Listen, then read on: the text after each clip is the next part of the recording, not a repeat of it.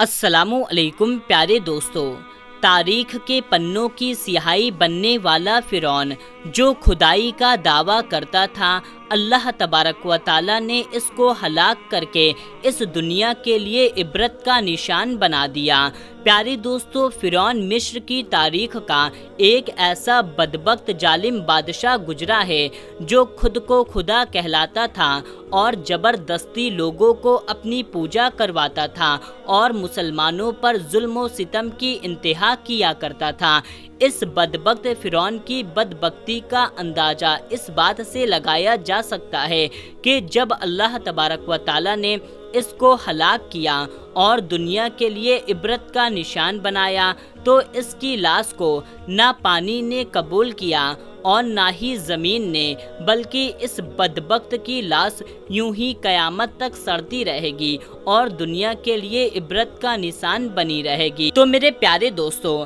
آج کی اس ویڈیو میں ہم آپ کو بتائیں گے کہ فرعون کی شادی کیسے ہوئی، فرعون نے کس طرح مصر کی سب سے خوبصورت عورت سے شادی کی اور اس عورت سے فرعون کی کتنی اولادیں پیدا ہوئیں، کائنات کے سب سے بڑے کافر کی بیوی کو اللہ تعالیٰ نے جنت کیوں عطا فرمائی، وہ کون سا ایسا کام تھا جو فرعون کی بیوی نے کیا جس کی وجہ سے ایک کافر کی بیوی جنت میں حضور پاک صلی اللہ تعالیٰ علیہ وسلم کی ازواج محترات میں شامل ہو گئی۔ میرے پیارے دوستو، فرعون جب مصر کا بادشاہ بنا تو ستم کا انتہا کر دیا۔ جب اس فرعون نے شادی کا ارادہ کیا تو اس نے مصر کی سب سے خوبصورت عورت کو چنا جن کا نام آسیہ تھا۔ فرعون مصر میں ریان بن ولید کی پوتی حضرت عائشہ رضی اللہ تعالیٰ عنہا کو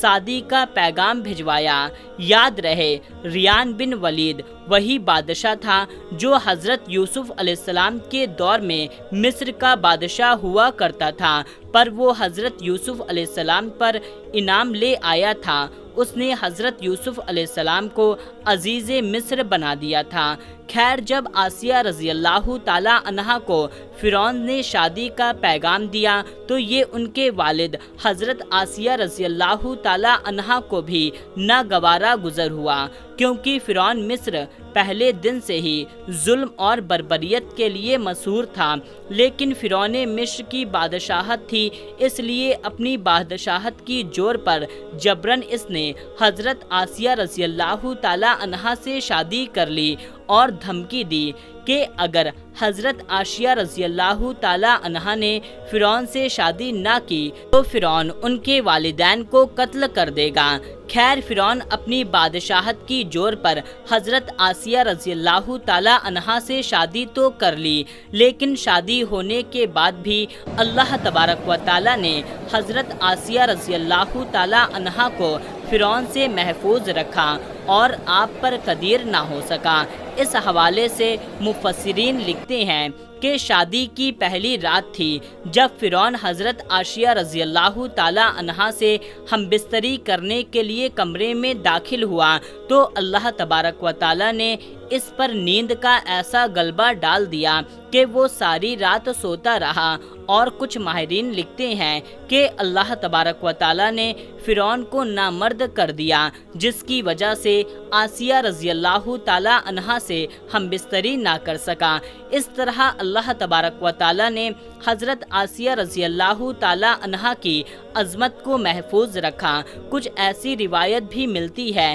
کہ فرعون کو ایک ایسی بیماری لاحق ہو گئی جس کی وجہ سے مصر کے طبیبوں نے اس کو ساری عمر کے لیے ہم بستری کرنے سے منع کر دیا تھا۔ حضرت آسیہ رضی اللہ تعالیٰ عنہا جو کہ ان بادشاہ کی نسل میں سے تھی جو حضرت یوسف علیہ السلام کے دور میں اسلام قبول کر لیے تھے، لہٰذا حضرت آسیہ کا ایک پاک دامن اور لیک خاتون تھی کہ ایک طرح سے یہ حضرت آسیہ کی کرامت ہی تھی کہ اللہ تبارک و تعالیٰ نے حضرت آسیہ کی کافروں سے ناپاک وجود سے محفوظ رکھا۔ میرے پیارے دوستو، اب بات کرتے ہیں کہ فرعون کی کتنی اولاد تھی۔ بعض تاریخ کی روایت سے پتہ چلتا ہے کہ فرعون کی ایک بیٹی تھی۔ یہاں پر کوئی ٹھوس ثبوت موجود نہیں ہے کہ وہ فرعون کی حقیقی اولاد تھی۔ کہا جاتا ہے کہ در حقیقت وہ فرعون کی لے پالنا بیٹی تھی،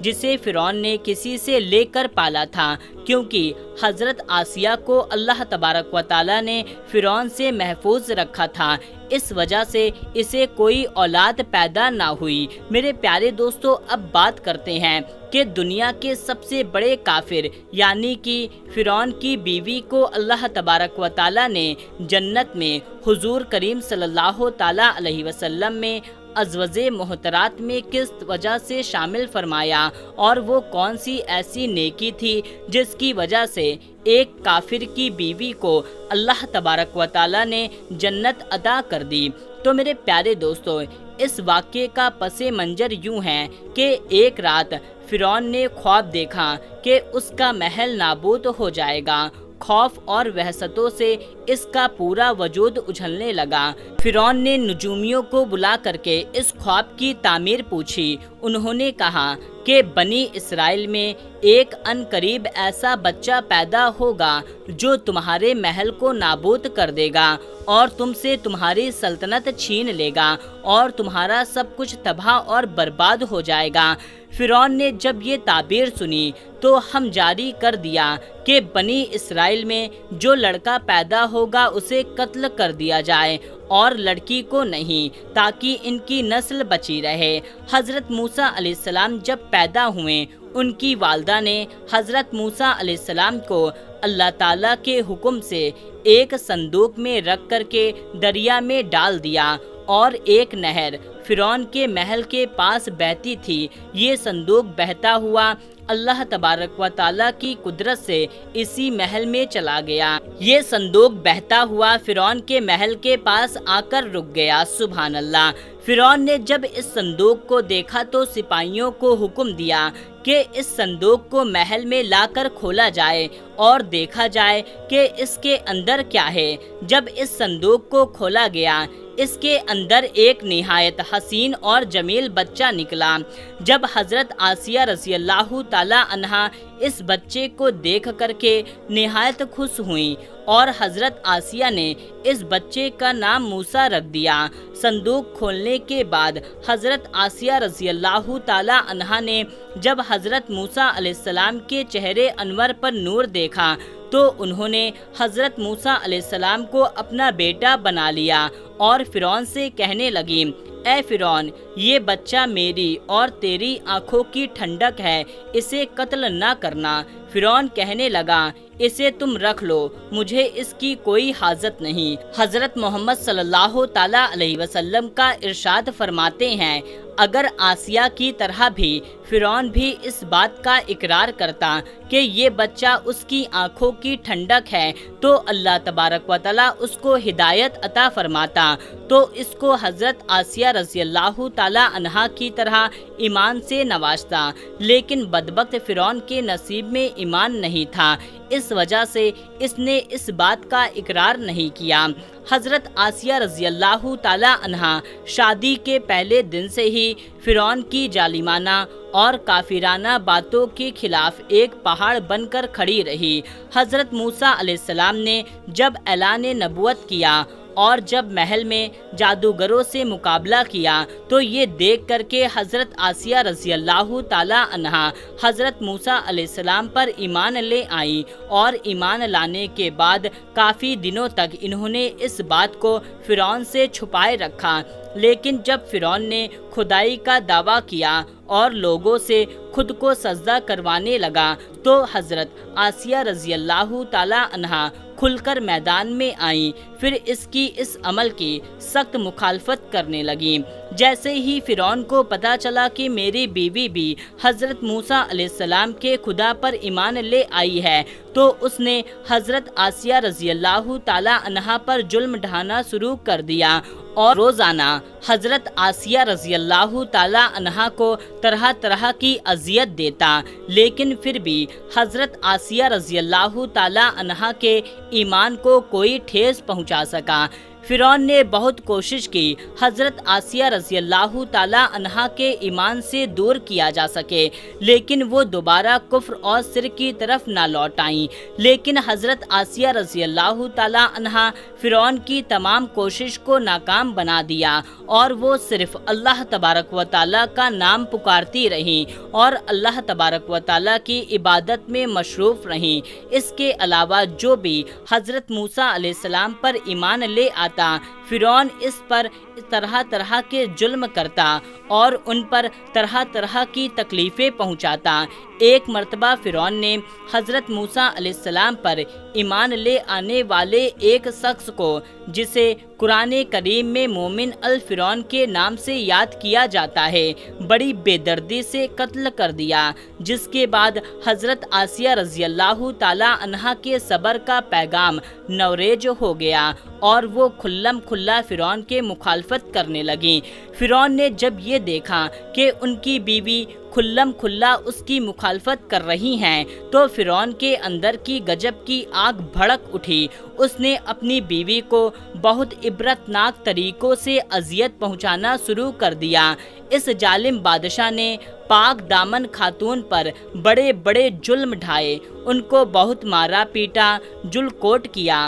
فرعون کی ظلم کی انتہا یہاں تک پہنچ گئی کہ ایک دن اس نے حضرت آسیہ رضی اللہ تعالی عنہا کے دونوں ہاتھوں اور دونوں پیر کے اندر لوہے کے کیلے ٹھوک کر چاروں کونوں میں اس طرح سے جکڑ دیا کہ حضرت آسیہ رضی اللہ تعالی عنہا ہل بھی نہ سکیں، اور بھاری پتھر آپ کے سینے پر رکھ دیا۔ ان کو گرم ریت کے اندر لٹا دیا اور پانی بھی بند کر دیا۔ اس طرح دردناک ظلم و ستم زبر کرنے کے بعد بھی حضرت آسیہ رضی اللہ تعالی عنہا کا ایمان مضبوط رہا اور وہ اللہ تبارک و تعالی کی وعدی نیت پر ثابت قدم رہیں۔ بعض روایت میں آتا ہے کہ فرعون آسیہ رضی اللہ تعالی عنہا پر اس قدر ظلم کیا کہ حضرت آسیہ کی کھال تک اتروا دی، پھر اس کے بعد ایک بھاری بھرکم چٹان گرا دی، جس کی وجہ سے حضرت آسیہ رضی اللہ تعالی عنہا شہید ہو گئیں۔